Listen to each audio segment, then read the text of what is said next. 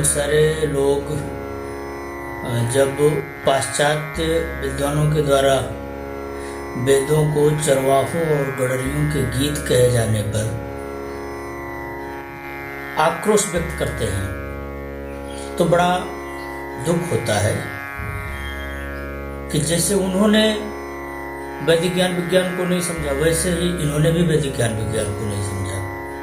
चरवाहों और गडरियों का गीत करने के पीछे जो उनका उद्देश्य होता है वो सिर्फ ये होता है कि भारतीय ज्ञान विज्ञान जांगल संस्कृति से संबंध है, इसलिए उसमें विचार प्रौढ़ता और विचार संतुलन की अपेक्षा कैसे की जा सकती है, क्योंकि वो तो जंगलियों द्वारा कहा गया है। लोग बिजली चमकी और लोग डर गए और उस बिजली की प्रार्थना करने लगे।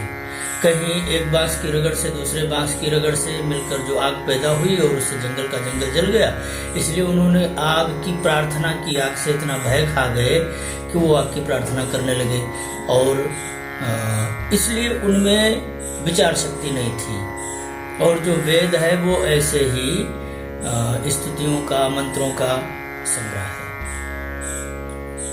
तो बात ठीक है, वो गलत तो नहीं कहते, हालांकि वो नीचा दिखाने की दृष्टि से ही कहते हैं, लेकिन दरअसल नीचा दिखाने की दृष्टि से कहते कहते भी वो वास्तव में सच्चाई कह जाते हैं। वो चाहे अपमान करने की दृष्टि से वेदों को चरवाहों और गडरियों के गीत कहते हों, चाहे हमारे अंदर आत्मग्लानि भरने की दृष्टि से कहते हों, चाहे हमारे भारतीय समाज में चूंकि बहुसंख्यक समाज है और बहुमतावलंबी है, बहुत सारे धर्म हैं, मत हैं, संप्रदाय हैं, और जब कभी आज के जैसी परिस्थितियां नहीं थी, अगर हम आज से 1000 साल पहले 2000 साल पहले के भारतीय समाज की बात करें तो भी मतांतर तो थे ही। कोई वैष्णव था, कोई शैव था, कोई शाक्त था। और दरअसल हमारी समस्या ये रही है कि ये जो मत विभाजन होता है, ये जो विचार विभाजन होता है, उसके उद्देश्य से परे इनका उपयोग हम सिर्फ सामाजिक द्वेष विद्वेष और सामाजिक हानि पहुंचाने के कार्यों में ही करते हैं, ना कि उनका कोई सार्थक उपयोग करते हैं। जब कभी सृष्टि हुई हो, मैं इस विवाद में नहीं पढ़ना चाहता सृष्टि कब हुई, पर जितनी बातें सब स्वीकार करते हैं, कम से कम उतनी बातें तो की ही जा सकती हैं कि भाई मनुष्य एकदम सबसे पहले तो नहीं बना था। मनुष्य की रचना से पहले जो कुछ भी आज हमें जगत में दिखता है, ये सब कुछ निर्मित हो चुका था। मनुष्य इस जगत में आखिरी प्राणिज रचना है। कोई न कोई तो ऐसा रहा होगा जो पहला व्यक्ति रहा होगा, वो मनुष्य था कि स्त्री थी। ये तो जो लोग मनु और शत्रुपा के आख्यान पर विवाद करते हैं, भाई कम से कम वही बताएं कि पहला मनुष्य था या स्त्री थी। हम तो ये जानते हैं कि एक आदमी था, एक स्त्री थी, और उसी से आगे संतानें हुई और फिर संसार बढ़ता गया। तो जो पहला व्यक्ति था, अब चाहे हम उसे मनु कहें या आदि मानव कहें, बात तो एक ही निकलेगी। मनु इसलिए कहते हैं क्योंकि हम मनुष्य हैं और मनुष्य का मतलब होता है मनु की संतानें, तो इसलिए उस पहले व्यक्ति को मनु कहा गया है। इसमें विवाद क्यों होता है मुझे समझ में नहीं आता।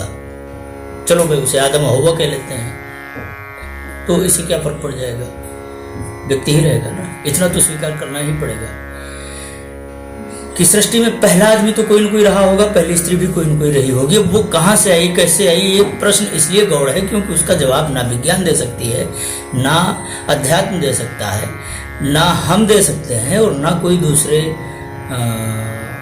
जो बुद्ध का पहाड़ होगा वो भी, ऐसा तो कोई नहीं है जो दे सकता है।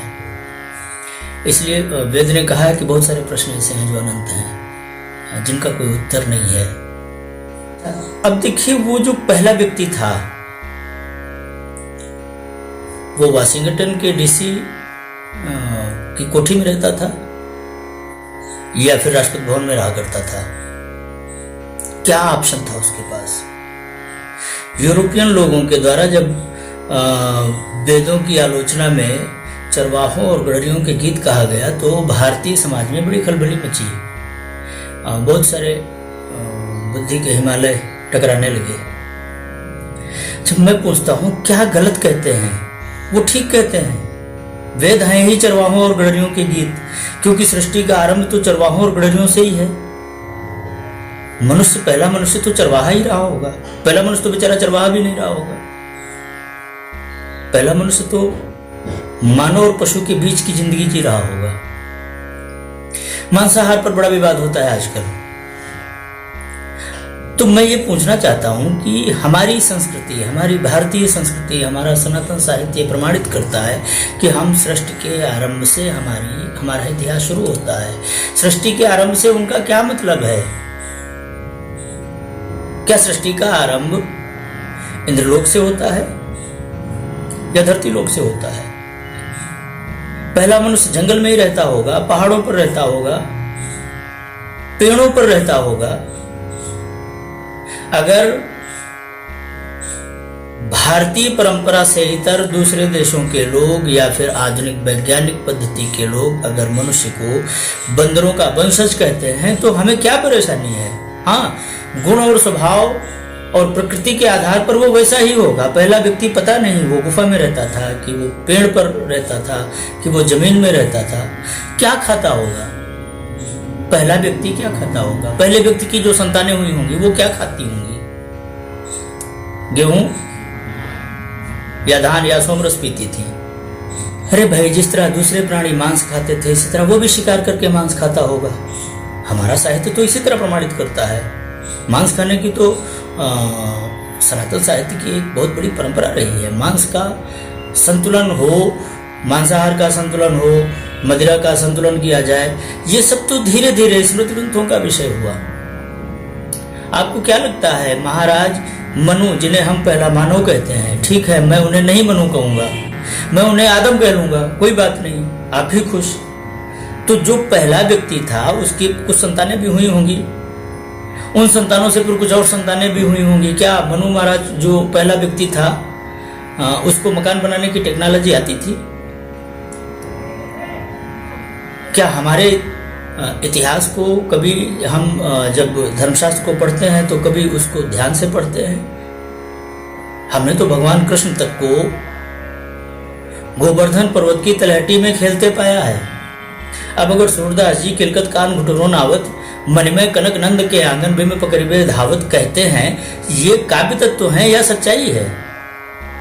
अरे भाई, जिस तरह वो कहना चाहते हैं और या जिस तरह उसकी व्याख्या लोग कर दिया करते हैं कि महाराजा नंद जो थे वो महाराजा थे, उनका मकान जो था वो सोने का था, उनके आंगन में हीरे मोती जड़े थे। कम से कम आज भी ऐसा नहीं है। आप जाइए ब्रज और गोकुल या फिर मथुरा के क्षेत्र में, नंद के भवन को आज मंदिर बना दिया गया है। गोवर्धन की तलहटी में तो आज भी भूरे पत्थर पड़े हुए हैं। अब उन्होंने भूरे पत्थरों को अगर मढ़िया कह दी हैं तो इसको ना समझने का दोष समझने वालों का है या सूरदास का है? तो जो पहला मानव था, कोई न कोई पहला मनुष्य रहा होगा, कोई न कोई पहली स्त्री रही होगी, और वो जंगल में ही रहते होंगे। बिजली चमकी होगी, उसको देखकर उन्हें भय भी हुआ होगा, उन्होंने स्तुतियां भी की होंगी। हमारा सारा ऋग्वेद हमारा स्तुतियों से भरा पड़ा है, सारा सामवेद हमारा सिर्फ स्तुतियों से भरा पड़ा है। लेकिन उन स्तुतियों में, उन प्रार्थनाओं में जो शाश्वत सत्य निकल कर आया है, ज्ञान तो वो है। हाँ, वो डर के, वो हो सकता है वो डर के उन्होंने प्रार्थना की हो अग्नि की, उन्होंने भय खाकर ही मेघ की प्रार्थना की हो। लेकिन उस प्रार्थना करने के क्रम में सहज रूप में उनके मुंह से जो सिद्धांत निकल गए, उन्होंने जानबूझकर उन सिद्धांतों का प्रणयन नहीं किया, वो हो गया। इसलिए वेद को अपौरुषेय कहा जाता है, और इसलिए वेद बीज हैं, वेद ज्ञान का बीज है। अब क्या बीज से हमारा काम चलेगा? बीज का उपयोग क्या हो, वेदों का उपयोग क्या हो? हमारे यहां तो वेदों का उपयोग 2 भाव भूमियों पर उसकी खेती करने के लिए किया गया। यदि हम इस बात को उत्प्रेक्षा या रूपक के आधार पर कहना चाहें तो वेद को हम अगर बीज की तरह देखें तो 2 भूमियां, ब्राह्मण और आरण्यक, वेदों का ज्ञान ब्राह्मणों के सहारे आगे बढ़ा और दूसरी तरफ आरण्यकों के सहारे। तो ब्राह्मणों के सहारे जो ज्ञान विज्ञान आगे बढ़ा वो भौतिक जीवन के लिए उपयोगी था, और जो आरण्यकों के सहारे आगे बढ़ा वो आध्यात्मिक जीवन के लिए और मनन के लिए उपयोगी था। तो ब्राह्मणों से स्मृतियां और सूत्र साहित्य आगे बढ़े, इनमें भौतिक ज्ञान विज्ञान था। और आरण्यकों से जो आगे बढ़ा विषय, जो फसल आगे बढ़ी, जो ज्ञान का आगे प्रवर्तन हुआ, वो उपनिषद के रूप में हुआ और वो अध्यात्म शास्त्र के रूप में हुआ। अब ज्ञान और विज्ञान को बहुत कुछ इधर उधर करके देखने की जरूरत नहीं है। जैसे मैंने पहले कहा था कि भाई जब ज्ञान व्यवहार का विषय बनता है तो विज्ञान हो जाता है, होता तो ज्ञान ही है। तो वेदों का ज्ञान जब व्यावहारिक जीवन के उपयोग होने लगा तो वही विज्ञान हो गया। अब विज्ञान और ज्ञान के बीच अंतर करने का कोई मूल्य नहीं है। विज्ञान क्रियात्मक तत्व है, ज्ञान शाश्वत तत्व है। ब्राह्मण रूपी भूमि पर वेद रूपी बीज से स्मृति और सूत्र रूपी वृक्ष हुए, फसल हुई। तो आरण्यक रूपी भूमि पर वेद रूपी बीज से उपनिषद रूपी फसल हुई। पुराण साहित्य क्या है? वेद के ज्ञान का फल है, पर भौतिक ज्ञान का, भौतिक ज्ञान विज्ञान का। और जो दर्शन साहित्य हमारा आगे बढ़ा, जिसकी व्याख्या दर्शन साहित्य के रूप में हमारे सामने आई, वो उपनिषद आरण्यक रूपी भूमि पर वेद रूपी बीज से जो वृक्ष हुआ या जो पौधे हुए, जो फसल हुई, उसे उपनिषद कहते हैं। और उस उपनिषद का जो फल है वो है दर्शन। प्रश्न ये है, बीज का उपयोग किया जाएगा या फल का? वेद बीज है, पुराण साहित्य और उपनिषद और दर्शन साहित्य ये उसका फल है। ध्यान देना, फल के गर्त में भी बीज होता है, लेकिन हमारे उपयोग में क्या आता है, बीज या फल? बड़ी सीधी सादी सी बात है, हम फल का उपयोग करते हैं, बीज निकाल देते हैं। ध्यान दीजिए, बीज निकाल देते हैं। वो बीज निकाल क्यों देते हैं? अग्रिम फसल की आवश्यकता पूरी होती है उस बीज से।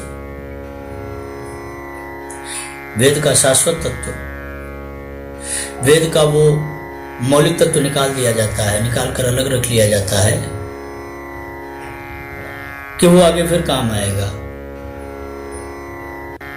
और आप जानते हैं, जब भी आप वेद रूपी बीज बोते हैं तो नई फसल तैयार हो जाती है। जब भी आप कोई बीज बोते हैं तो नई फसल तैयार हो जाती है। इसलिए वेद शाश्वत है। इसलिए वेद जब भी उसका अध्ययन मनन और चिंतन किया जाए तो कोई न कोई नया विचार, कोई न कोई नई धारा निकलकर सामने आ जाती है। लेकिन वेद की संहिताएं हमारे उपयोग की नहीं है। वेद की संहिताएं हमारे किसी काम की नहीं। वेद की संहिताएं जब लोग आते हैं ये विवाद करने के लिए, और जब लोग उन विवादों का उत्तर देने लगते हैं, दरअसल दोनों ही, मैं क्या कहूं, वो क्या करते हैं, गलती करते हैं या बेवकूफी करते हैं, मुझे नहीं कहना चाहिए, पर मैं सोचता हूं वेद आपके किस काम आएगा।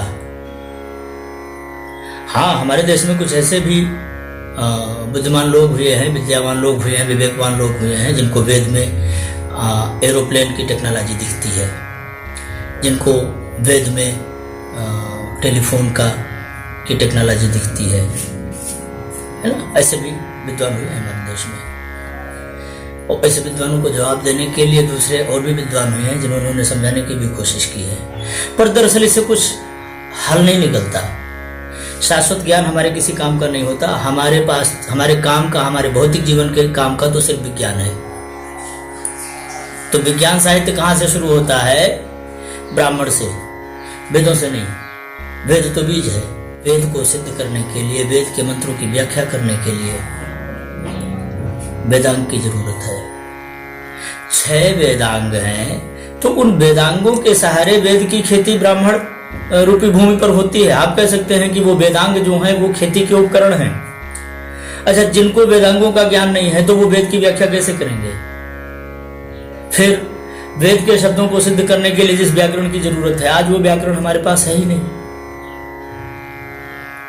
वेद को पढ़ा रहने दो, वेद हमारे सम्मान के पात्र हैं। ये बात नहीं कि उनका अध्ययन अध्यापन ना हो, लेकिन वेद में क्या है क्या नहीं है ये प्रश्न यदि किया भी जाता है तो उसका कोई मूल्य नहीं है, क्योंकि वेद से हमारा जीवन आज संचालित नहीं होता। हमारा जीवन पुराण साहित्य से संचालित होता है। वेदों का जो अंतिम फल है वो पुराण साहित्य है, ना कि ब्राह्मण या आरण्यक। लेकिन ध्यान दीजिए, पुराण एकदम वेद से टपका नहीं है।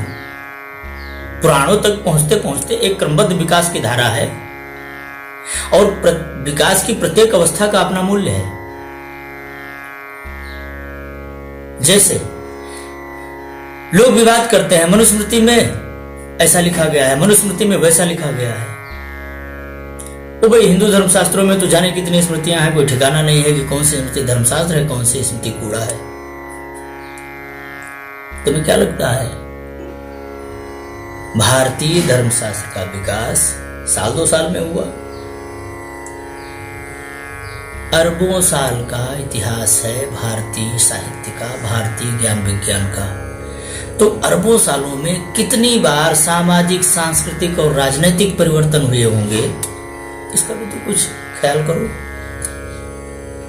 आज भारतीय संविधान का जो स्वरूप है, क्या आज के 200 साल पहले यही था? 200 सालों को भी छोड़ दीजिए, हमारे पास अंग्रेजों के इतिहास के पहले मुगलों का इतिहास हमारा है। अनेकों राजा थे हमारे देश में, राजपूत थे। प्रत्येक 10 किलोमीटर की दूरी पर जो शहर था वो एक राज्य था और उसके अपने नॉर्म्स थे, अपने संविधान थे, अपनी व्यवस्थाएं थी। क्या आज के संवैधानिक व्यवस्था से हम उस समय की संवैधानिक व्यवस्था से तुलना कर सकते हैं? और क्या वो संवैधानिक व्यवस्था अपने समय में ठीक थी या गलत थी? भाई, वो तो सिर्फ मूल्यांकन किया जा सकता है, ना कि उसको हम प्रमाण की तरह कहीं उठाकर रख दें। ठीक है, राजपूतों के समय में, राजपूत राजाओं में नैतिकता उनका प्रधान गुण था। वो हमारा देश गुलाम हुआ। आज हम बहुत सारी बातों को इस तरह देखते हैं कि भाई पृथ्वीराज चौहान चाहते तो मोहम्मद गोरी को मार सकते थे, पहली बार में ही मार सकते थे, लेकिन हमारे राजपूत राजाओं के अंदर जो धार्मिक भावना थी, जो नैतिकता की भावना थी, उसके कारण कुछ समय बाद गुलाम हो गए। मान लेते हैं, ये बात ठीक भी है, लेकिन इससे क्या पृथ्वीराज चौहान के समय का संविधान बदला जा सकता है? वो समय तो बीत गया, हम सिर्फ उसका मूल्यांकन कर सकते हैं। आज हमें क्या करना चाहिए?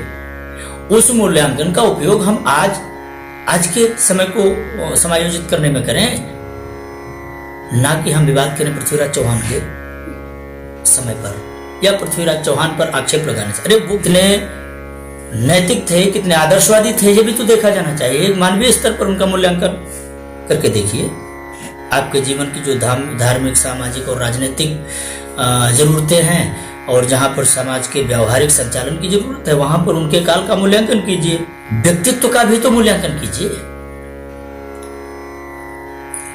यही समस्या है लोगों की कि वो वेदों से लेकर पुराणों के बीच के इतिहास पर, उस समय के धार्मिक परंपराओं पर प्रश्न चिन्ह उठाते हैं, बिना ये सोचे समझे कि आखिर उन परंपराओं का, उन रीति रिवाजों का मूल्य तब क्या था।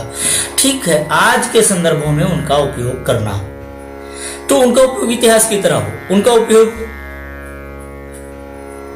उपयोग ज्ञान विज्ञान की तरह हो, उनकी समीक्षा होनी चाहिए, ना कि उन पर विवाद होना चाहिए। और वेदों पर तो विवाद बिल्कुल नहीं। वो इसलिए नहीं क्योंकि वेदों पर विवाद करने के लिए आपको पहले वेदों का अध्ययन तो करना चाहिए। वेदों का अध्ययन ऐसे आर्य समाज से या फिर गायत्री परिवार से छपी हुई वेद की पुस्तकें लेकर या फिर चौखंबा प्रकाशन से छपा हुआ सारणभाष उठा लाए, पढ़ लिया और आपने वेद का अध्ययन कर लिया। नहीं, ये वेद का अध्ययन नहीं है। तो किसी के विचार हैं, किसी ने किया। आपने क्या किया? आप स्वयं पहले वैदिक साहित्य के मूलभूत व्याख्या साहित्य का अध्ययन कीजिए। आप पहले वेदांगों का अध्ययन कीजिए। पुराणों पर आक्षेप करने से पहले काव्य शास्त्र का अध्ययन तो कीजिए।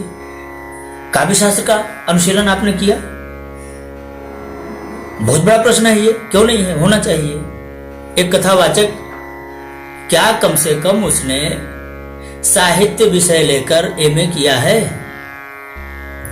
या फिर क्या वो साहित्याचार्य है? भागवताचार्य तो बन गया, ठीक है, पुराण का विद्वान है। सवाल ये पैदा होता है, पुराण को समझने के लिए जिन मूलभूत तत्वों की आवश्यकता होती है, क्या उसको भी उसने पढ़ा? और यदि नहीं पढ़ा तो उसे पुराण की कथा कहने का अधिकार किसने दिया? उसे पुराण की कथा नहीं कहनी चाहिए। रामचरितमानस की कथा कहने के लिए बैठ गए। ये स्वीकृत है कि तुलसी का साहित्य सर्वश्रेष्ठ हिंदी साहित्य है। हिंदी साहित्य में अगर सर्वश्रेष्ठता की बात की जाए तो वो रामचरितमानस पर लागू होती है। सवाल ये पैदा होता है, रामचरितमानस के कथावाचक कितने बीए हैं? एमए की तो बात छोड़ो, तो जिसने एजुकेशन ही ना ली हो, शिक्षा ही ना लो, सीधे रामचरितमानस की कथा कहने लगा तो व्यवस्था तो फैलेगी। अब इस व्यवस्था के फैलने में ना तो भीम आर्मी जिम्मेदार है, ना यूरोपियन लोग जिम्मेदार हैं। ये अव्यवस्था फैलाने में हम और आप जिम्मेदार हैं, क्योंकि हमने और आपने अपने साहित्य का मजाक बनाकर रख दिया। हमारे यहाँ राम और कृष्ण का चरित्र नाटक और लीलाओं का विषय रहा है, वो हमारे अध्ययन और अध्यापन का विषय ही नहीं रहा। धर्मशास्त्र हमारे यहाँ मनोरंजन का विषय बना, तो मनोरंजन का विषय बना तो उसका जो दुष्परिणाम होना चाहिए था वो हो रहा है। वेद पर विवाद करने का अधिकार तो नहीं है, लेकिन फिर भी लोग करेंगे। अब दुष्ट व्यक्ति को आप उसकी दुष्टता करने से रोक नहीं सकते, आपको तो अपना दामन ही बचाना पड़ेगा। इतने शंकराचार्यों को आपने देखा है कि वो विवादों का जवाब देते हो, वो जिज्ञासा का समाधान करते हैं, पर विवादों पर जवाब नहीं देते। विवादों पर जवाब कौन देते हैं? वेदालंकार लोग, एक छोटे छोटे कथावाचक लोग, जिनकी कहानी ये होती है कि वो खुद बेचारे कक्षा पास नहीं होते। तो विवाद करना और विवाद का जवाब देना, ये दोनों ही कार्य अल्पज्ञता का प्रमाण है। ना तो विवाद करने का किसी को हक है, ना ही उस विवाद पर उलझने का किसी को हक है। ये मैं इसलिए कहता हूं क्योंकि आजकल सोशल मीडिया का युग है और हर व्यक्ति वेदों का विद्वान बना घूम रहा है, शास्त्रों का विद्वान बना घूम रहा है। एक तरफ यूट्यूब अपलोड होते हैं मनुस्मृति के विरोध में, तो दूसरी तरफ वीडियोज अपलोड होते हैं भीमसेना के विरोध में। कितने लोगों ने बुद्ध को समझा, कितने लोगों ने राम को समझा, कितने लोगों ने कृष्ण को समझा। चिंतन का विषय ये होना चाहिए। हमारे जीवन का उद्देश्य जीवन जीने से है, और जीवन जीने के लिए आपको आपका जो साहित्य है वो संपूर्ण है, समर्थ है आपके जीवन को एक सही दिशा देने के लिए। और ये सही है, हम जांगल संस्कृति से संबद्ध हैं, इसीलिए हम विकसित हैं। हमारा बौद्धिक स्तर विकसित है। हाँ, हम उस विकसित बौद्धिकता का उपयोग नहीं करते। हम इस चीज पर कूदने लगते हैं कि किसी ने हमें जंगली क्यों कहा, किसी ने हमें नटों और सपेरों का देश क्यों कहा। नहीं, उन्होंने ठीक कहा। हम देवताओं से डरते हैं, हम देवताओं से डरते थे। भय हमारे जीवन का एक प्रमुख तत्व होना ही चाहिए। निरंकुश जीवन का परिणाम तुम्हारे सामने है नहीं, भय जीवन का आवश्यक तत्व है। हमारे धर्मशास्त्र हमें भय सिखाते हैं, हमें डरना सिखाते हैं, और इसलिए इस बात को स्वीकार करने में कोई हिचक नहीं होनी चाहिए कि हम देवताओं के गुलाम हैं। मिस मेयो की उस बात को आत्मग्लान की दृष्टि से नहीं, समझदारी की दृष्टि से देखने की जरूरत है। और हमें गर्व है कि हम जंगल संस्कृति का प्रतिनिधित्व करते हैं। हम इस सृष्टि के प्रारंभिक काल से लेकर आज तक का प्रतिनिधित्व करते हैं और इसलिए हमारे पास एक समृद्ध जीवन शैली है, एक समृद्ध चिंतन परंपरा है, एक समृद्ध ज्ञान परंपरा है और हमारा ज्ञान, हमारी संस्कृति, हमारी सभ्यता विश्व की सर्वश्रेष्ठ है, बशर्ते कि हम इसको इसके रूप में जीने का प्रयास करें। सभी का मंगल हो, सभी का कल्याण हो, इसी शुभकामना के साथ।